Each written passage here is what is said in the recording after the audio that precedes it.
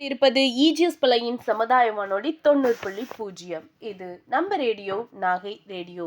இன்னைக்கான நாள்ல நிறைய சுவாரஸ்யமான விஷயங்கள்லாம் இருந்துட்டு இருக்கு. அதுல ஃபர்ஸ்ட் நான் எதை பத்தி பேச போறேன் அப்படின்னு கேட்டா, நம்ம எல்லாருக்குமே ரொம்ப பிடிச்சது அப்படின்னு சொன்னா ஐஸ்கிரீமை என்னைக்குமே விட்டே கொடுக்க மாட்டோம்.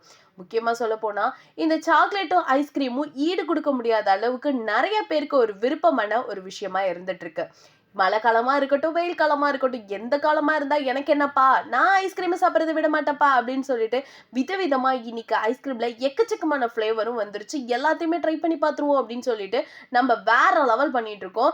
ஸோ இப்போ கூட ரீசெண்டா புயல் அடிச்சப்ப கூட இல்லப்பா எனக்கு இந்த புயல்லையும் மழையிலையும் ஐஸ்கிரீம் சாப்பிட்டா ரொம்ப நல்லா இருக்கும் அப்படின்னு சொல்லிட்டு நம்மள பல பேர் போய் மெனக்கெட்டு ஐஸ்கிரீம் சாப்பிட்டு வந்திருப்போம். ஸோ இன்னைக்கு அந்த ஐஸ்கிரீம் டேவை பத்தி தான் நம்ம நிறைய சுவாரஸ்யமான விஷயங்களை பகிர்ந்துக்க போறோம். தொடர்ந்து இணைந்திருங்கள். இது ஈஜிஎஸ் பிள்ளையின் சமுதாய வானொலி 90.0. இது நம்ம ரேடியோ நாகை ரேடியோ.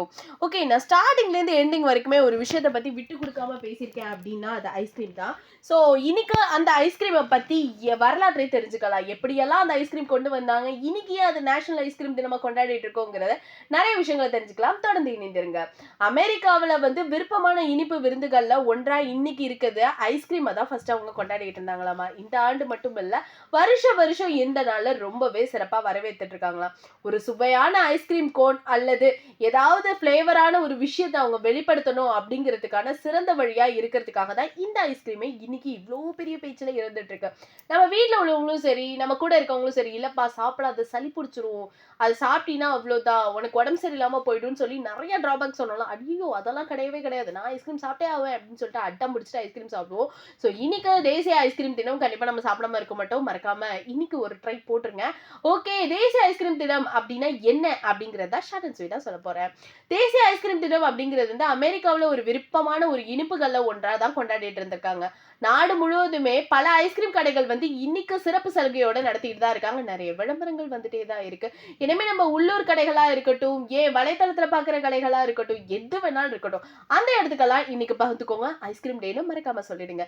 தேசிய ஐஸ்கிரீம் தினத்திற்கு சில வேறுபட்ட ஒரு மூலம் கதைகள்லாம் நிறைய இருந்துட்டு இருக்கு. அதாவது அந்த காலத்துலன்னு சொல்றாங்க, 1984ஆம் ஆண்டுலேயே ஜனாதிபதியா இருக்கிற ரொனால்ட் அவர் உருவாக்கப்பட்ட நாள் தான் இன்னைக்கு அப்படின்னு பெரும்பாலான கதை சொல்றாங்க.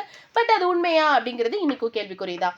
அதுக்கப்புறம் ஜூலை 15ஆம் தேதி தேசிய ஐஸ்கிரீம் தினமா கொண்டாடிக்கிட்டு இருந்தாங்களா. ஜூலை மாதம் 3வது ஞாயிற்றுக்கிழமை தேசிய ஐஸ்கிரீம் தினமா கொண்டாடிட்டு இருந்திருக்காங்க. கோடை மாதங்கள்ல நம்ம எல்லாருமே என்ன பண்ணுவோம், ஐயோ ரொம்ப வெயிலா இருக்கு, கண்டிப்பா ஐஸ்கிரீம் எடுத்தே ஆகணும், கூலிங்கா ஏதாவது குடிச்சே ஆகணும் அப்படிம்போம். ஸோ அந்த ஒரு தாக்கத்தை நிறைவு செய்யறதுக்காகத்தான் இவங்க முயற்சிகளை எடுத்து இந்த நாளை கொண்டு வந்திருக்காங்க. ஸோ இது டிசம்பர் மந்த் தான் கொண்டாடுவாங்க, ஜூலை மந்த் தான் கொண்டாடுவாங்க அப்படின்னு இல்லை, 2 மாதமே இப்போ சிறப்பாக கொண்டாடிட்டு இருக்காங்க. ஸோ உங்களுக்கு ஐஸ்கிரீம் பிடிக்கும் தானே, எந்த ஃப்ளேவர் பிடிக்கும் அப்படிங்கிறத மறக்காம மைண்ட்ல ஃபிக்ஸ் பண்ணி வச்சுக்கோங்க. அதுக்கப்புறம் ஒரு விஷயம் சொல்ல போறேன். என்னன்னு கேட்குறீங்க, இதோட வரலாறு தெரியலனா இன்னைக்கு இந்த நிகழ்ச்சியோட முழுமையே இருக்காதுல்ல. ஸோ இதோட வரலாறையும் ஷார்ட் அண்ட் ஸ்வீட்டா சொல்றேன், கேட்டுக்கோங்க. அமெரிக்காவில் ஐஸ்கிரீமோட வரலாறு 1744லேயே பதிவு செய்யப்பட்டிருக்காங்க. முதல் செயல்முறையுடன் தொடக்கப்பட்டதுதான்.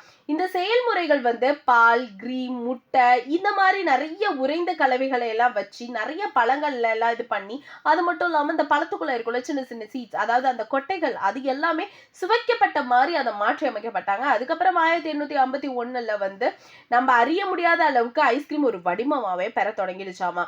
அந்த ஆண்ட்லயே என்ன பண்ணியிருந்திருக்காங்க, இந்த கோன் ஷேப்பு, நிறைய இந்த கப்ல சாப்பிடுறது, ஸோ நிறைய ஃபிளேவர் கொண்டு வந்தது மட்டும் இல்லாம ஐஸ்கிரீமுக்கு வடிவமும் கொடுத்து வந்திருக்காங்க.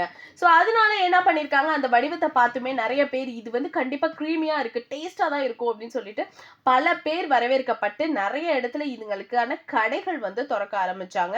ஸோ விற்கவும் ஆரம்பிச்சாங்க. அடுத்த பல தசாப்தங்கள்லயே பல முக்கியமான கண்டுபிடிப்புகள் ஐஸ்கிரீம்ல மிகவும் பரவலாவே பிரபலம் அடைஞ்சுக்கிட்டே தான் இருந்துச்சு. இன்னைக்கு அதை மாற்றத்துக்கு நிறைய உதவிட்டு இருக்கு அப்படின்னு கூட சொல்லலாம். 1874ஆம் ஆண்டிலேயே இது நிறைய கண்டுபிடிப்புகள்ல ஜேம்ஸ் அப்படிங்கிறவர் அவர் வீட்டிலேயே சின்ன அளவிலான ஒரு ஐஸ்கிரீமை தயாரிப்பது எப்படி அப்படின்னு சொல்லிட்டு அவரும் ட்ரை பண்ணி பார்த்திருக்காரு. அதுவும் சாத்தியமா இருந்திருக்கு. அதுக்கப்புறம் அவர் என்ன பண்ணிருக்காரு, நம்மளால கையாலையும், அதாவது மிஷின்ஸ் மட்டும் வச்சு பண்றதில்ல, ஐஸ்கிரீமை இப்படியும் பண்ணலாம் அப்படிங்கிறதையும் நீ கொண்டு அவர் என்ன பண்ணாரு, அதுக்கான காப்புரிமையும் பெறப்பட்டு இன்னைக்கு அதுவுமே வேற லெவலா பேசப்பட்டு இருக்கு. இது தொடர்ச்சியா 1894ஆம் ஆண்டுலேயே இத்தாலியில குடியேற்கப்பட்ட ஒரு ஏஞ்சலா டிப்ளோ அப்படிங்கிறவங்க இவங்க என்ன பண்ணாங்க அப்படின்னு கேட்டா ஒரு வகையான ஐஸ்கிரீமை நம்ம தயாரிச்சே ஆகணும்பா, அதை செஞ்சே பார்க்கணும் அப்படின்னு சொல்லிட்டு அவங்களும் ஒரு பக்கம் தயாரிச்சிருந்திருக்காங்க. அது எப்படி அப்படின்னு கேட்டா இந்த பழங்கள் நான் அதுக்கப்புறம் நிறைய நட்ஸ் எல்லாம் இருக்குல்ல அதோட சுவைகள் எல்லாம் அடக்கி வச்சு நிறைய பண்ணாங்க. இப்பெல்லாம் நம்ம சாப்பிட்டுட்டு இருக்கோமே பட்டர் ஸ்காட்ச் சம்திங் இந்த மாதிரி நிறைய. ஸோ அந்த மாதிரி அவங்க வந்து இந்த கேஷ்யூ இந்த சின்ன சின்ன நட்ஸ் எல்லாத்தையும் வச்சு ட்ரை பண்ணி பார்த்திருக்காங்க. அப்ப அன்னைக்கு ட்ரை பண்ணதான் இன்னைக்கு நமக்கு வந்திருக்கு அப்படிங்கிறதே ரொம்ப பெருமையான ஒரு விஷயம் சொல்லலாம். இன்னைக்கு உலகம் முழுவதுமே கிட்டத்தட்ட நூற்றுக்கணக்கான விதமான ஐஸ்கிரீம் கிடைச்சிக்கிட்டு தான் இருக்கு. ஏன் 10 ரூபாயில ஆரம்பிச்சு 10,000 வரைக்கும் இன்னைக்கு ஐஸ்கிரீம் எக்கச்சக்கமா இருந்துட்டு இருக்கு. நம்ம பிடிச்சவங்க பிடிச்ச ரேட்டுக்கு ஏற்ற மாதிரி நம்ம வாங்கி சாப்பிட்டுட்டே தான் இருக்கோம். எல்லா வயதினராலும் ரசிக்கப்படுற ஒரு விஷயம் அப்படின்னு கேட்டா இந்த ஐஸ்கிரீம் தான்ப்பா. சாக்லேட் கூட ஒரு பக்கம் தள்ளி வைக்கலாம், பட் ஐஸ்கிரீமை தள்ளியே வைக்க முடியாது. ஸோ ஆடம்பரமான ஒரு விருப்பமா இன்னைக்கு அது ஒரு பக்கம் இருந்தாலுமே இன்னைக்கு தேசிய ஐஸ்கிரீம் தினத்தன்னைக்கு நம்ம எல்லா விஷயத்தையும் அனுபவிக்கணும் அப்படின்னு நீங்க நினைச்சீங்கன்னா மறக்காம உங்க நியர்பைல என்ன ஐஸ்கிரீம் கடை இருக்கு அப்படின்னு சொல்லிட்டு குடுகுடுன்னு ஓடி போயிட்டு ஒரு 4 ஐஸ்கிரீம் வாங்கி உங்க ஃப்ரெண்ட்ஸோட ஷேர் பண்ணிட்டு சாப்பிட்டு பாருங்க, செம்மையா இருக்கும். ஓகே, இன்னைக்கு தேசிய ஐஸ்கிரீம் தினத்தோட இன்னைக்கு சமையல் வகைகளை பத்தி தெரிஞ்சுக்கலாம். ஷார்ட் அண்ட் ஸ்வீட்டா தெளிவா கேட்டுக்கோங்க. தேசிய ஐஸ்கிரீம் தினத்தோட கொண்டாட்டம் வந்து இன்னைக்கு பரவலா போயிட்டு தான் இருக்கு. சில சுவையான ஐஸ்கிரீம் வந்து இன்னைக்குமே அந்த ரெசிபிகள்ல வந்து நம்மளால கண்டுபிடிக்காத அளவுக்கு இன்னைக்கும் இருந்துட்டு தான் இருக்கு. அதுக்கான சிறந்த வழி ரொம்ப பெருசாலாம் இல்லைங்க. இன்னைக்கு காலகட்டங்கள் ஓட ஓட நிறைய அட்வான்ஸ் வந்துருச்சு. ஸோ அது எல்லாமே பேஸ் பண்ணி தான் இன்னைக்கு பண்ணிட்டு இருக்காங்க.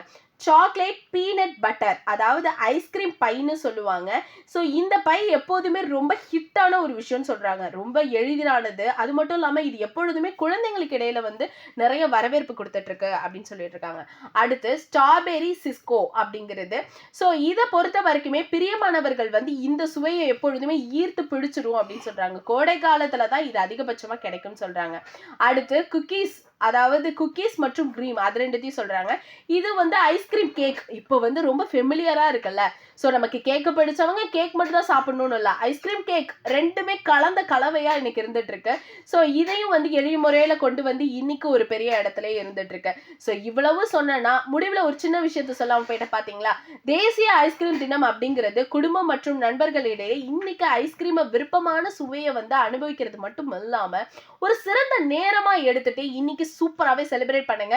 அது மட்டும் இல்லாமல் இந்த ஐஸ்கிரீமுகள் வந்து இன்னைக்கு எக்கச்சக்கமான ஃப்ளேவர்ஸ் வந்துருச்சு. ஸோ அதனால என்ன பண்றீங்க அப்படின்னு கேட்டால் எல்லாருமே சூப்பராக பக்கவா இன்னைக்கு இதனால கொண்டாடணும் அப்படிங்கிறத நான் சொல்ல வந்தேன். தேசிய ஐஸ்கிரீம் தினத்தை வந்து இன்னைக்கு உங்க கூட பகிர்ந்தது ரொம்பவே சந்தோஷமா இருக்கு. ஸோ இது போன்ற ஒரு சுவாரஸ்யமான நிகழ்வுகளை நீங்க தொடர்ந்து கேட்கணும் அப்படின்னா இணைந்திருக்க வேண்டியது ஈஜிஸ் பழையின் சமுதாய வானொலி 90.0. இது நம்ம ரேடியோ, நாகை ரேடியோ. இப்போ உங்களுக்கான ஒரு அழகான சாங் வந்துட்டு இருக்கு, கேட்டு என்ஜாய் பண்ணுங்க.